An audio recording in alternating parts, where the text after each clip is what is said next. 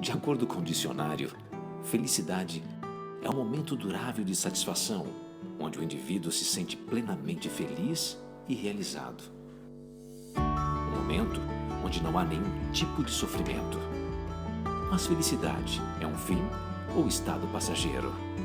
É possível ser feliz ao lidarmos com perdas, decepções, dores e circunstâncias que machucam a alma e nos tiram aquilo que muitas vezes definimos como felicidade? Para o apóstolo Paulo, viver é Cristo e morrer é lucro. A verdade é que somente seguindo o caminho da humildade e da obediência de Deus é que poderemos experimentar uma vida satisfeita, apesar das circunstâncias. Juntos com Jesus, poderemos completar de fato a resposta pessoal e intransferível. Para você, felicidade é. Esta também é a nova série da IB Morumbi.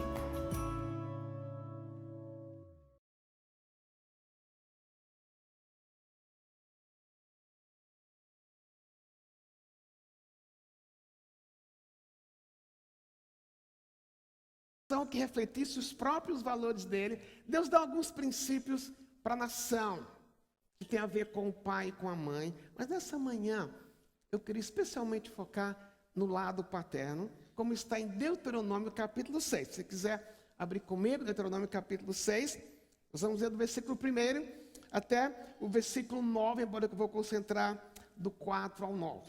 Deuteronômio 6, a partir do versículo 1. Esta é a lei, isto é, os decretos e as ordenanças que o Senhor, o seu Deus, ordenou para que eu lhes ensinasse, para que vocês os cumpram na terra para a qual estão indo, para dela tomar posse. Desse modo vocês, seus filhos e seus netos, temerão o Senhor, o seu Deus, e obedecerão a todos os seus decretos e mandamentos que eu lhes ordeno todos os dias da sua vida, para que tenham vida longa. Ou se obedeçam a Israel. Assim tudo lhe irá bem, você será muito numeroso, numa terra onde manam leite e mel, como lhe prometeu o Senhor, o Deus dos seus antepassados. Ouça, ó Israel, o Senhor, o nosso Deus, é o único Senhor. Ame-o, ame o Senhor, o seu Deus, de todo o seu coração, de toda a sua alma e de todas as suas forças. Que todas essas palavras que hoje lhe ordeno estejam em seu coração. Ensine-as com persistência a seus filhos. Converse com elas quando estiver sentado em casa, quando estiver andando pelo caminho e quando se deitar e quando se levantar. Amarre-as como um sinal nos braços e prenda-as na testa. Escreva-as nos batentes das portas de sua casa e em seus portões. O que tem a ver com a gente como pai? A cultura judaica, a cultura da qual nós herdamos somente no mundo judaico-cristão, o pai tinha 3 responsabilidades básicas que ele não podia fugir delas. Até serve para a gente como pai hoje. Primeiro, uma responsabilidade que ele tinha é ele que escolhia com quem o filho ia casar. Quantos de nós temos essa vontade aqui? Escolher a nossa nora. Era papel do pai. Alguém já falou que se o filho quer saber qual é a vontade de Deus sobre a moça com quem ele vai casar, ele casa com quem a mãe não quer. Isso é brincadeira, isso é a cultura. Mas o pai tinha que, era papel dele, escolher a esposa do filho. Uma esposa baseada nos valores da lei de Moisés, na linguagem mais própria aqui. Ele tinha também a responsabilidade de treinar o filho para a vida, ensinar uma profissão para o filho. Ensinar a respeito do que a vida é. Se você pegar o livro de Provérbios, especialmente do capítulo 1 ao capítulo 13, é Salomão preparando o filho para sair de casa. Então Salomão ensina sobre dinheiro, sobre relacionamento, sobre casamento, sobre sexo, aquilo que um pai judeu devia fazer. Mas outra coisa que o pai tinha que fazer era ensinar esse trecho, especialmente do 4 ao 9, para o filho. Todo filho de judeu tinha que decorar essas palavras. É o centro da cabeça deles. Por quê? Porque Deus queria que no futuro, quando o povo entrasse na terra prometida, o estilo de vida da nação refletisse aquilo que Deus é. Por isso, antes dele falar para o pai o que ele devia fazer com o filho, ele se revela ao pai de uma forma que ele diz, o que é que o pai tem que pôr na cabeça? Ele começa com o imperativo. Ouve, ó Israel. Todo judeu sabe que isso se chama Shema. Shema é uma palavra em hebraico, significa ouça. Ouça, aquilo que eu vou fazer, vou lhe dizer, é a minha palavra. Aquilo que nós lemos agora é a palavra de Deus para mim e para você. Mas por que é que eles deviam ouvir? Primeiro, porque Deus é o único Deus. E este conceito aqui tem a ver com a cultura. Naquela época, ainda hoje em alguns países do Oriente, as pessoas têm alguns deuses que são construídos de ferro, de madeira, e os deuses são regionais. Eles mudam quando a pessoa mudava, eles geralmente não levavam os deuses no bolso ou na bagagem, eles adotavam os deuses do local. Esse Deus não é um Deus que muda geograficamente. Ele é o mesmo Deus. É o Deus da criação, é o Deus que estava presente com Israel durante a travessia do deserto. Ele não muda de região, ele é o mesmo Deus em qualquer lugar, em qualquer situação. Mas outro aspecto aqui, quando ele diz, Deus é o único Senhor, que é a singularidade de Deus. Deus pode pedir obediência a Ele, porque Ele é um Deus singular. E qual era a experiência daquele povo? Eles eram escravos no Egito.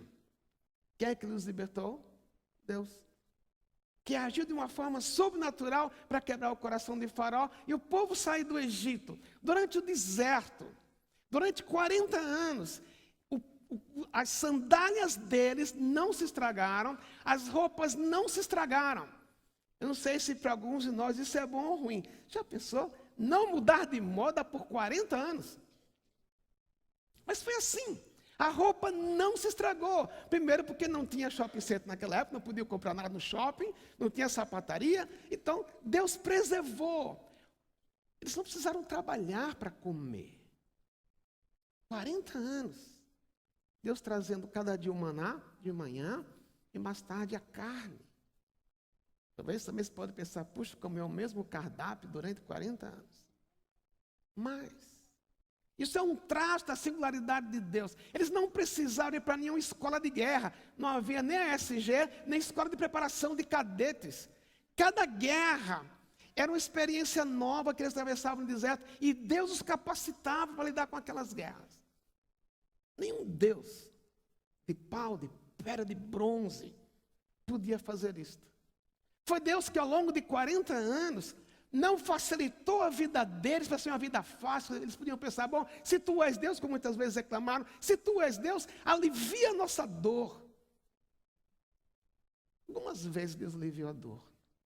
Mas no deserto, por estar presente com eles, Deus produziu neles uma resiliência.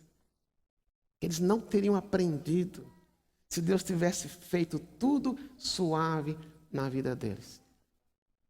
Coisas que às vezes nós como pai tentamos proteger os filhos. Você teve uma vida delicada, difícil, dura.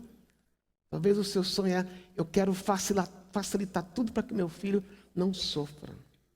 Mas Deus não pensa assim. Porque quando você partir, seu filho vai ter que enfrentar a realidade da vida. Como é que Deus ensina? Permitindo, às vezes, se a gente entender, que a gente sofra. E o povo sofreu no deserto.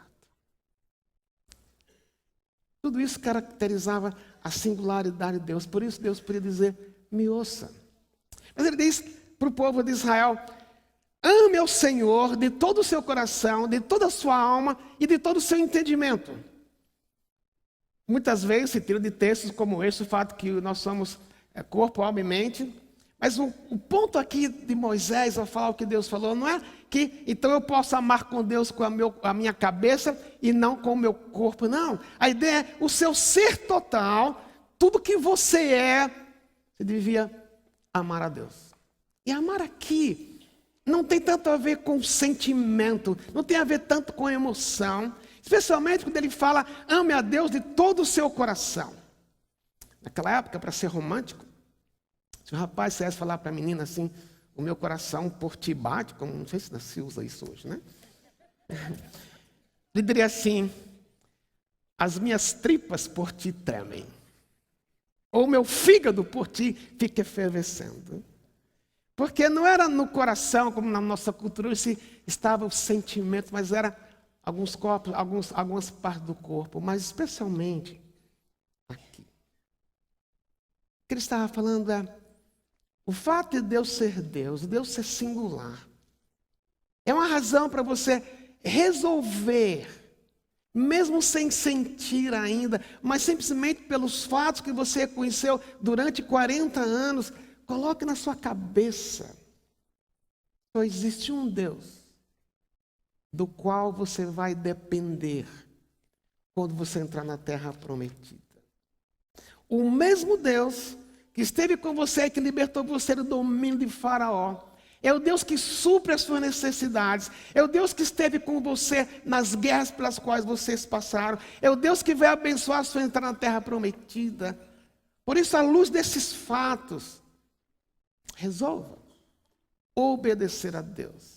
E o conceito de amar é muito mais ligado, ou realmente profundamente ligado, ao fato de resolver obedecer do que resolver sentir. Porque se eu fosse obedecer a Deus, você vai obedecer a Deus simplesmente quando você sente, você vai ter uma vida desastrosa. Mas começa com a resolução, porque Deus é Deus, porque Ele cuidou de mim, porque Ele me dá um futuro com esperança. Eu posso resolver dizer, eu vou amar a Deus. É um pouco diferente que se você e eu fosse depender de sentimentos. Tem dia que a gente não está afim de amar a Deus. Tem dia que você diz, Deus, eu não te amo. Mas amor tem a ver com obediência. A maior expressão que eu posso dar para Deus que eu o amo, não é sentindo, é resolvendo na dependência dEle, obedecer. Daí, mais para frente ele diz, essas palavras que hoje te ordeno estejam em teu coração. Agora Deus sai da teologia um pouco lá de cima para o dia a dia. Era como se ele dissesse, aquilo que você ouviu de mim, aquilo que eu sou, coloque dentro de você. Faça disso a sua experiência pessoal. Antes que você queira mostrar para os seus filhos quem eu sou, experimente uma vida comigo, descubra quanto vale ser obediente. Deus estava numa visita, numa casa, até que nós jantamos com um casal, e casal jovem, chamados para jantar com eles. Daqui a pouco chegam os pais, aquele rapaz, e durante a janta, a nora daquele senhor disse na mesa, puxa, hoje o seu filho me deu 2 dúzias de rosas vermelhas. Ele sabe que eu gosto de rosas. Ele encheu meu coração de manhã com essas rosas. Aí eu ouvi baixinho da mãe, aprendeu com o pai. Claro, aprender a dar rosas talvez não seja as coisas mais difíceis. Mas aquilo que o meu filho, que o seu filho me vê fazendo com a mãe dele, ele vai levar para a casa dele. Então, o que é que Deus está falando? Por eu ser o seu Deus, confia em mim, faça o que eu peço para você fazer. Porque quando seus filhos saírem de casa, a tendência é que eles vão repetir aquilo que viram você fazendo. Seja em momentos de dor, como no deserto. Na hora que eles tiveram que enfrentar uma vez uma Moabita, estavam cercados. Eles recorreram para Deus. Será que o meu filho, o seu filho, vê em mim, em dias de crise, para quem eu recorro? Eu tenho uma carta aqui, de alguns anos atrás, que um filho veio conversar comigo, comentou comigo, eu pedi a cópia. E olha o que ele disse para o pai, um dia dos pais. Chamava o pai de Jô. Você é um pai incrível. Eu queria ter viajado para somente te dar um abraço nesse dia dos pais, mas preciso nesse fim de semana ralar para poder fazer uma prova difícil, uma segunda chance na próxima segunda-feira. Pois se eu tirar uma nota baixa, eu posso perder minha bolsa de estudo. Sabe, pai? Nessa prova, na qual apenas 2 alunos tiveram a nota suficiente para passar, eu lembrei muito de você. Todos nós sabemos que a prova seria difícil. Mas alguns alunos foram espertos aqui está entre aspas, e levaram um tempo de ajuda para a classe que o professor havia proibido. Mas mesmo assim usaram o recurso proibido. Eles me ofereceram o mesmo recurso. Mas naquele momento, eu lembrei de uma conversa que eu ouvi por trás da porta entre você e mamãe, quando eu tinha apenas 9 anos. Você contou para a mamãe que havia perdido o seu emprego porque havia se recusado a ajudar seu chefe numa história mentirosa. Nós passamos dias difíceis com você sem emprego. Passamos necessidades, mas vale a pena. Obrigado, Pai, pelo modelo que você é. Por isso, nos dias dos pais, eu posso dizer, me orgulho do meu pai, feliz dia dos pais. Fantástico isso. O pai incorporou na vida dele aquilo que havia ouvido a respeito de Deus. Depois disso, é que Deus fala. Sobre aquilo que Deus havia falado, ele diz, ensine com persistência a seus filhos. A ideia do verbo ensinar aqui é muito interessante, porque vários verbos são usados na língua do Antigo Testamento para o verbo ensinar, carrega a ideia de ensinar, mas carrega a ideia de como se fosse um escultor com um martelo, aquela peça que eu não sei o nome, que ele bate na peça e vai quebrando a pedra ou o mármore para moldar a escultura que ele quer criar. Não é para você bater com o martelo na cabeça dos filhos, mas a ideia de ensine com persistência. Fale daquilo que eu sou para o seu filho. Ele diz, quando é que o pai fala isso? Então, a primeira coisa é que o pai precisa buscar a Deus, o seu relacionamento com Deus. É aquilo que de mais precioso você pode ensinar para o seu filho, é deixar seu filho ver como é que você se relaciona com Deus. A segunda coisa é, conquiste o coração dos seus filhos. Como é que eu posso conquistar o coração dos meus filhos? Aqui está. Converse sobre eles quando estiver sentado em casa, quando estiver andando pelo caminho, quando se deitar e quando se levantar. Em outras palavras, eu conquisto o coração do meu filho, não com presentes, não com viagens a Disney, não pagando a melhor escola que eu possa pagar na cidade de São Paulo. E tudo isso é bom. Eles precisam disso. E é meu papel prover para o meu filho o maior contexto de educação que eu possa prover. É meu papel também prover férias. Mas não é isso que vai contar ao longo do tempo. O que Moisés está falando aqui se você é pai, se você quer realmente me refletir para o seu filho, ele precisa lhe conhecer. Assim como você. Ele precisa me conhecer como Deus. Então, quando é que eu faço isso? Aproveitando as oportunidades que eu tenho durante o dia. Eu vou pedir para a gente trazer aqui uma coisa que eu queria ilustrar para vocês. Aqui tem um bocado de bolinha. Nós vamos ter aqui uma piscina de bolas. Mas aqui nessa caixa, eu tenho 6 bolas. Se você comparar, que aqui nessa caixa tem 6 bolas, e um container desse tamanho, que poderia caber muito mais, isto representa o número de horas que a igreja tem com o seu filho. Cerca de 40 horas por ano.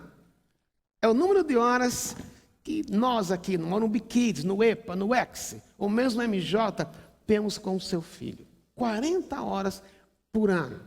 Há um tempo atrás fizemos uma estatística aqui na igreja, cerca de somente os pais e mãe, pai ou mãe, ou como casal, em geral nós temos somente, chegamos à igreja 1,7 vezes por mês.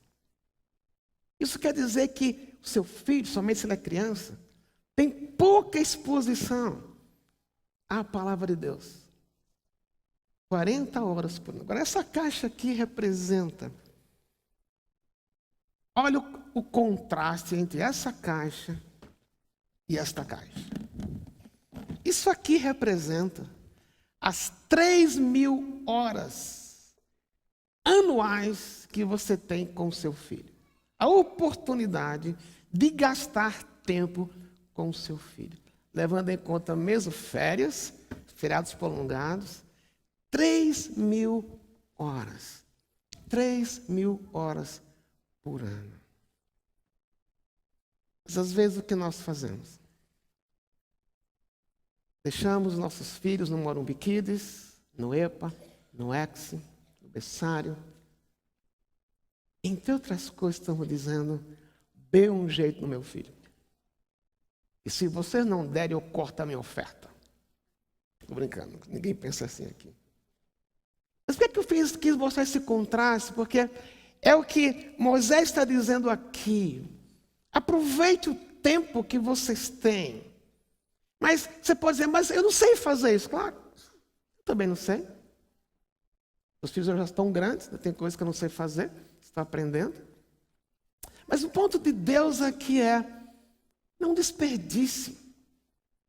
Quando Ele levanta, quantas vezes nós temos o tempo de chegar, eu mesmo acordar o filho? Ou às vezes acordamos que estamos atrasados, jogamos um pouco de água fria na cabeça dele, quando jogamos um balde, né, um copo d'água, assim, acorda, acorda, puxa o lençol. Raramente temos tempo de tomar café com eles, porque às vezes estamos atrasados. Raramente se come em casa durante o almoço. Não é que Deus diz, você só vai ser um pai bem-sucedido se você tomar café com eles, acordar com eles, andar com eles, dormir, pô-los para dormir. Não é isso que ele está falando exatamente. Na cultura judaica tinha tempo, na cultura agricultural, eles moravam moravam muito tempo na mesma casa. Mas o ponto aqui, meu querido, é como é que eu conquisto o coração do meu filho? Gastando tempo com ele. Não é que eu vou toda hora obrigado a decorar um versículo. Já que é assim, então tem que decorar versículo toda hora. Não é isso. Muitas vezes sim, muitas vezes é pegar o material que eles vêm para casa, como o material do Morumbi Kids, discutir com eles, perguntar como isso funciona na vida deles. Mas eu creio que o coração do filho é conquistado quando o filho vê coerência no pai. É quando o pai pode repartir com o filho e dizer como é que o pai está lidando com as pressões no trabalho. Como o pai lida com um chefe que é chato. Ou como o pai lida quando não tem dinheiro. Ou quando o pai diz ao filho, eu gostaria de dar esse presente para você. Bem que eu gostaria de pagar uma passagem para você para Disney em janeiro. Eu estou sem dinheiro. E o pai não vai fazer uma dívida por causa disto. Mas convidar o filho para orar. Eu lembro quando nós fizemos pequenos, passamos uma situação muito delicada, com coisas simples. O mais novo gostava de jogar basquete. Ele tinha um sonho de ter um tênis do Michael Jordan. Lembra do Michael Jordan? E para a gente era muito caro. E eu pensei, quem sabe eu posso comprar a prestação. Sabe? Pai é uma filha, né? Às vezes você acha que a melhor coisa de amar é dar o que eles precisam.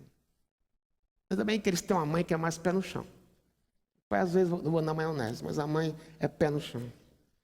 Ela falou, por que a gente não ora? Eu falei, orar por um tênis? Mas para ele, tênis naquela idade, era o tchan da vida, era o top da vida. Ele queria entrar em quadra, vestindo, usando um tênis do Michael Jordan. Foi o que fizemos. Ele ficou na expectativa, o que é que Deus vai fazer? Deus vai dar um tênis? Vai mandar um anjo do céu descer um tênis em casa? Não. No fim de semana, eu saí para pregar numa igreja muito pequenininha. E dentro do meu coração eu falei, quem sabe eu vou ganhar uma oferta lá. Aquela igreja é muito pequena. Vão mal pagar minha passagem de ônibus. Acabei de pregar, vim para casa, dei um envelope. Eu não tinha tanta fé para abrir aquele envelope. E quem sabe é aqui que Deus vai dar. Em casa, eu abri envelope com eles, tinha um pouquinho mais do que o preço de um tênis do Michael Jordan. O que aconteceu? Ano passado, nós tínhamos que interná-lo numa clínica. É muito caro. que ele gostou, que nós gostamos, era muito caro. Nós estávamos voltando, ele falou assim, por que a gente não ora? Nós dissemos, dentro de mim eu falei, é muito. Ele falou, fala para o diretor da clínica o quanto você pode pagar. Eu falei, o cara vai dizer que eu sou louco. Mas então aprendeu a orar quando ainda era criança. Parei o carro, liguei para o homem. Falei, não tem como. Mas traga o seu filho. Eu falei, mas como lá, meu filho, você não tirou o valor? Outro dia ele disse, tirei 1/4 do custo do tratamento. Sabe quando isso começou? 30 anos atrás. Mas o fato, eu acho que, muito mais do que na época, o valor, foi quando a gente, como o pai, diz, eu não tenho como. Só Deus. Só Deus. E o filho aprende com a vulnerabilidade do pai e da mãe. A gente diz, só correndo para Deus. Eu não preciso ensinar a decorar versículos. Não preciso, é claro que fizemos isso, vocês fazem, mas isso pode ser simplesmente um exercício intelectual. É na conversa, no dia a dia. É nas 3.000 horas que eu tenho com eles. Andando com eles, sentando com eles, comendo junto com eles.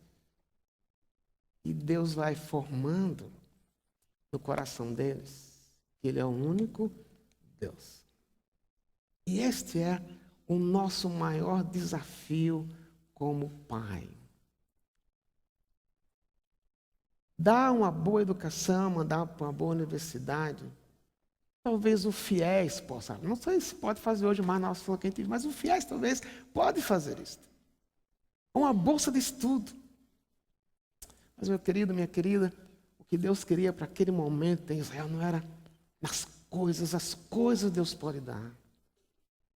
Mas é que o filho pudesse ter tempo com o pai.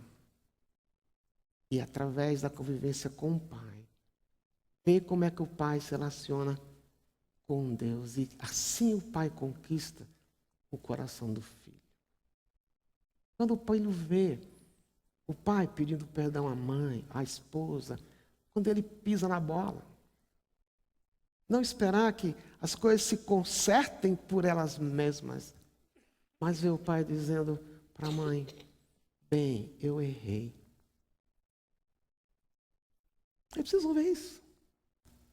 Você poder conversar com ele, dizendo, realmente papai errou, pai, colocá-lo para dormir, papai errou com mamãe. Mas você viu como é que a gente conserta? Amanhã, na janta, para o carro. Lembro quando nós fizeram pequenos e parávamos em Atibaia. Eu levava os filhos na hora do almoço, meio de meio, acabávamos no seminário, levávamos para a escola com mais 5 crianças no carro. Naquela época não tinha cinto de segurança, podia pôr 5 crianças no carro, uma bagunça. Eu ficava pensando como é que eu vou aproveitar, porque irritava o barulho deles no banco de trás. Eu tenho que dar um jeito nisso. Um dia alguém me falou, por que você não conta história? Eu conto a história? Não sei contar história. Mas tinha que fazer para eu ficar com raiva por causa do barulho que eles faziam. Eu comecei a contar algumas histórias, todas elas inventadas.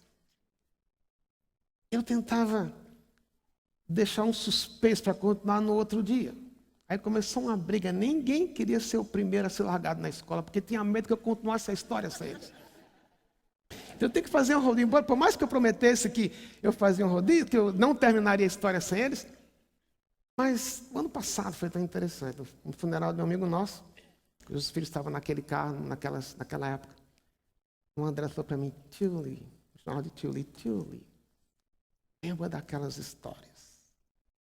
Até hoje, eu lembro do que a gente aprendeu.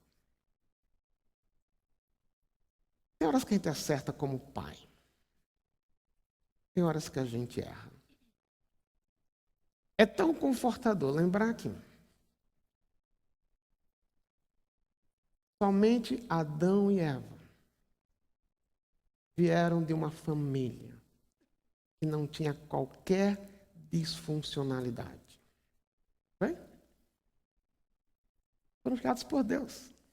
A gente brinca que Eva não teve sogra, né? Isso é só brincadeira. Na realidade, eles tinham tudo. Se olhar dessa perspectiva, alguém que foi criado perfeito, tinham tudo para nunca fazer coisa errada. E eles resolveram um dia desobedecer a Deus. Mas Deus, na graça dele, ali no Éden mesmo, já disse: olha, eu vou dar um jeito. O diabo vai morder o calcanhar do homem, mas alguém vem mais tarde que pisa na cabeça da serpente. Na hora ninguém entendeu, mas era um anúncio que Jesus viria. Deus foi gracioso. E talvez um dia dos pais como esse, se você olhar para trás, você pode dizer: puxa, realmente eu acertei muita coisa, mas talvez você lembra de coisas erradas que você fez. Você muitas vezes se sentiu um pai fracassado. Ou talvez pensasse: se eu tivesse ouvido isso quando eu era recém-casado. Essa semana foi uma semana muito boa para mim, mas delicada ao preparar esse sermão. Eu também tive que fazer um balanço na minha vida. Tantas coisas boas vieram à minha mente, mas também coisas delicadas que eu fiz. Eu nunca deveria ter feito. Ontem saí com um dos meus filhos de manhã e eu estava tentando puxar algumas conversas, achando que ele me fazia um grande elogio. Deixa eu contar aqui para vocês. Foi tão bom ver a honestidade dele. Eu disse: Deus, obrigado, porque eu poderia ter causado dano. Mas a graça de Deus protege. Eu sei que alguns pais aqui talvez possam: puxa, eu não ganhei aquele tipo de abraço que eu gostaria de ganhar hoje porque eu fui um pai fracassado. Não. Davi foi. Ele fracassou como pai com Absalão. Davi foi um impacto em Salomão. Vamos ver isso na série de Jornada de Devoção. Amanhã vamos falar sobre Salomão e Davi. Mas o fato é que Deus restaura. Deus restaura em você, em mim como pai, a paixão de ser pai. Deus não espera que sejamos perfeitos. A única coisa que Deus diz é: reflita para o seu filho aquilo que você tem aprendido comigo. É sempre o dia de recomeçar. É sempre um dia de dizer: filho, eu errei aqui. De você admitir, você ser vulnerável. Para o filho aprender também que um dia ele vai falhar com os filhos deles. E poder aprender: filho, eu errei aqui. Me perdoe. E você poder olhar para a graça de Deus e dizer: Deus, obrigado, porque o Senhor me restaura. Talvez alguns filhos aqui tenham mais memórias dos seus pais, do seu pai. Foi um pai ausente, um pai que abusou de você fisicamente, sexualmente, outras coisas. Mas se você não lida com isso, não admite, diz: meu pai falhou comigo, mas eu preciso perdoá-lo. Talvez você nunca vai abusar do seu filho, mas por causa da mágoa, você vai causar dores no seu filho, tanto quanto as que você tem. Por isso, o pai, o que é que eu chamei na mensagem? Você viu no esboço o pai 3K. É o pai que procura aproveitar as 3.000 horas. K simboliza 1.000. 3.000 horas que Deus deu para você. Eu queria terminar sugerindo 3 coisas. 3 decisões que um pai 3K precisa tomar. Primeira decisão que eu preciso como pai, se eu quero ser um pai que aproveita as 3.000 horas, eu preciso aprender a depender de Deus. Eu preciso aprender que eu sou vulnerável, que eu erro. Admitir quando eu erro, mas dizer: é de Deus que eu vou depender. É falar para meu filho: filho, eu não sei como fazer isso. Eu errei, eu não quero mais errar com você. É uma luta difícil para mim isto. Mas eu estou dependendo de Deus para consertar. Uma coisa que eu preciso decidir é mudar a minha agenda. É poder dizer, Deus, eu trabalho 15, 16 horas por semana. Tempo atrás dei uma carta aqui, em que o pai se orgulhava de trabalhar viajando pelo mundo inteiro. Eu estava naquele dia, recebi a carta, ele estava na China, indo para o Chile, marcou 2 horas com o filho no aeroporto de Guarulhos para ficar com ele 2 horas. Dizer, vamos divertir no McDonald's. É isso que o filho quer. Eu preciso inserir meu filho na minha agenda. Será coisa eu preciso de ajuda? Eu não sei, eu não sou capaz de fazer tudo, mas tem aqui pais que podem ajudar uns aos outros. Você que não tem mais filho em casa, pode ajudar nossos adolescentes, pode se envolver com eles. Mas sozinho a gente não dá conta como pai. O que é um pai 3K? É um pai que resolve depender de Deus para cuidar do seu filho, colocando na sua agenda, buscando ajuda, muitas vezes sendo um parceiro, a igreja como seu parceiro, mas você assumir o seu papel, o meu papel, meus filhos precisam entrar na minha agenda, para que eu possa refletir para ele quem Deus é. Eu quero convidar você para achar sua cabeça agora. Eu queria especialmente agora orar com os pais, pelos pais. Talvez num momento como esse você relembrou coisas que você podia ter feito diferente e não fez. Se foi algo errado, confesse para Deus. Diga para Deus, eu errei. Você não pode sair daqui, desta manhã, na sua testa escrito pai fracassado. Mas sair daqui com na sua testa pai cheio de esperança em Deus. Que Deus vai lhe capacitar para ser um pai, porque Ele mesmo quer que você seja capacitado por Ele. Ao mesmo tempo, você pode dizer para Deus obrigado pelo privilégio que o Senhor me deu de ser pai. Eu não quero exercer esse privilégio sem a parceria com o Senhor, sem a dependência do Senhor. Obrigado, Deus, porque Tu és o meu Pai, Tu és o nosso Pai. Só o Senhor não falha. E pelo fato do Senhor não falhar, o Senhor prometeu estar conosco. Nos capacita para exercermos o privilégio de ser pai. É isso que eu peço para mim e para todos os pais que estão aqui nesta manhã. Dá-nos a coragem de abrir mão de algumas coisas que a gente acha que não pode abrir mão, para poder estar com os filhos. Ajuda-nos a nossa agenda, refletir o nosso amor para com eles. Mas acima de tudo, Senhor, em nossa agenda diária, que a gente dependa do Senhor, busque o Senhor. Para como fruto disto, termos filhos que aprendem a andar contigo. Em nome de Jesus que eu peço, que nós pedimos. Amém.